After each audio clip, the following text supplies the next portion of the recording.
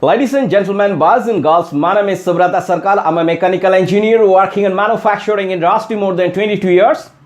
Today, I'll discuss a very common topic in organizational perspective, that is delegation. Now, what is delegation? Delegation is assigning any responsibility or authority or both to a person, normally from a manager to the subordinate, to carry out any specific task or activities. Now there are three major elements in delegation. Number one is responsibility, which is given, then the authority that has to be also given along with, and then the accountability. And we must understand that authority and responsibility should go together hand in hand. You are giving responsibility to a person and you are not giving the required amount of the authority, task will not be performed. Actually, you will find that. And you will not find accountable, you cannot make the person accountable for that if you are not giving both authority and responsibility together. That is very, very important to understand actually for the delegation. Because many times what happens actually, when the responsibility is given, authority is not given, everybody is fingering on that, you are responsible, and you are not delivering the task. But people are questioning that how much authority is given to perform the task.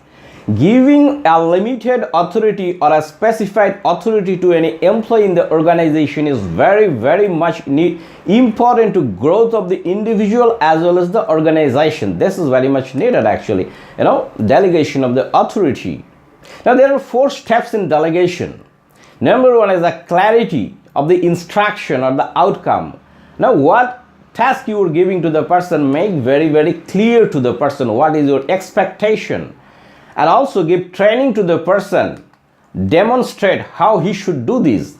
Then also check whether he is doing regularly, periodically, as per what your expectation. Then the accountability comes actually, accept only the quality work from that person.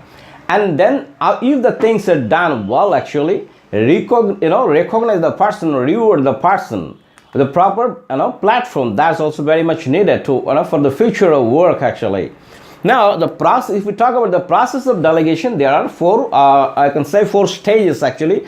Number 1 is the assignment. So you make clear what is assignment is given to him actually. Many times assignment is not clarified to the person very much actually. Then the things will transfer to the person in stage 3. Then the accountability of the person, you can acceptance, then the accountability. But in many organizations, delegation actually, network of delegation, normally 3 types. One is called centralization of the delegation, one is decentralization of the delegation, and one is network type delegation. There is no good or bad out of it. Like centralized delegation is not good, decentralization is good. It depends on which suited best to the organization or the business. But many times wrongly, people, where the centralized delegation system should be there is decentralized, or the vice versa. That is actually people need to understand, because it depends on a lot of factors actually, which type of things will work better for your organization. Size of the operation is a important factor. For example, say you have in your organization there is a centralizing system of delegation. Every authority responsibility is held by a single person. That's fine. If the organization size is, say, that a total 20 or 40 people working in the organization, that is good and more effective for that organization. If 500 people are working in the organization and one single person is holding the authority and responsibility, that is bad for the organization. So it depends on, so size is a major factor actually, which type of organization, nature of growth, nature of business. For example, say you are working in engineering business, say for 100 people in your company, you are doing a garment or the apparel industry, say 100 people, you are working in a media industry, you are working in a banks, 100 people, everyone 100 people, total size is fixed, but sector of business is different. So authority and responsibility, this network, decentralized or centralized, or the network system, that needs to be decided or make effective actually, which is working better for your organization. So there are a lot of factors actually by which the delegation of authority and responsibility concept should be practiced in the organization. Now if we talk about the principle, what is the basic principle of delegation of authority? The result is expected. That's why one person is giving distributing the job to the other person, and the scalar principle is there actually, like how the by same people things are distributed, and you will finally get the total more work actually. And absoluteness of the responsibility, that is the ownership of the things, that is also very important actually in such type of management practice. Now, why we don't delegate actually many times?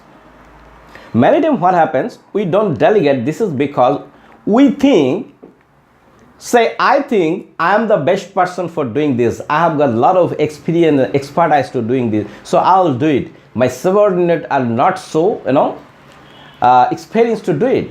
That is one of the reasons, but that is a wrong approach basically. Yes, obviously subordinate may not have that much of expertise like you, but you should give that work to him and give proper support, so the next time with that support he can do it. Then you can do more work actually. So by not giving, delegating job to the subordinate, actually there is a total negative things actually. Neither your career is growing, nor your subordinate's career is growing. So that needs to understand. Many times, many people explain more and do less. That is another reason actually people cannot delegate, perceive losses of control actually, and lack of ability, because delegation is another skill. You know that work very well, but it is also possible that you are not able to make understood somebody the same thing. That also happen actually.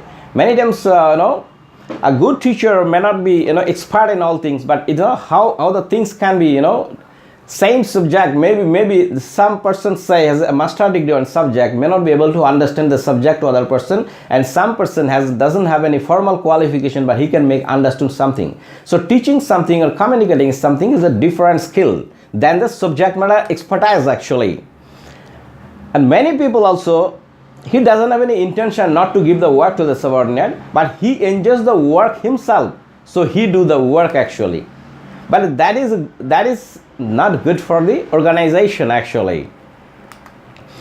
And now, what is in delegation actually? If we talk about if we do give delegation of your work, actually you stress the competency of the people under you. People develop the new skills, receive the tailored guidance from you, so that they can go further and the organization can go further. You can realize the potential of your people. This can be included in the KPI of the people, and it increase the motivation of the people, and receive the recognition of the people, and increase the self-confidence of the subordinate as well as the managers. But many times there are also a lot of disadvantages, not a lot but few disadvantages are there for delegation of the work and responsibility. For example, many times subordinate may think that I can do this job, but why boss is not giving this job to me?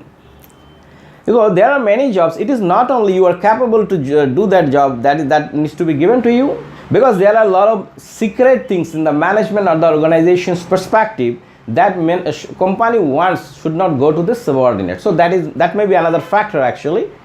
So that is also okay actually, and many times it also happens that manager thinks, if I delegate this so much work to this subordinate, maybe in next time or in future he may ask for extra remuneration for this or for other benefits, so he is not distributing the job actually.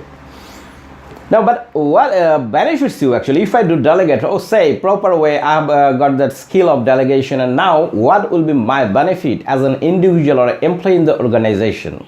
Number one, it reduces your workload actually, so you can do better or the hard work, and reduce your stress level obviously when the workload is will be less, so your available time can be spent on some other things, so your career growth will be there. And combine your skill to others, because when you are delegating a person and giving a backup support, so your skill and the other person's skill can be combined, and that actually boosts your confidence actually. And it's still the future way of working with your team. That's very, very important. But I have only one communication or the one message to give when the delegation we're talking about. Never tell people how to do the things. You tell what needs to be done. And you may be surprised that person can do the same job the better than the way you are thinking. So let people also use their expertise and skills, allow them, and you will find that you have a very strong team who can perform much better tasks, and which is very good for the organization or growth for the organization. If you find this presentation is informative and interesting and important, you can share with your friends.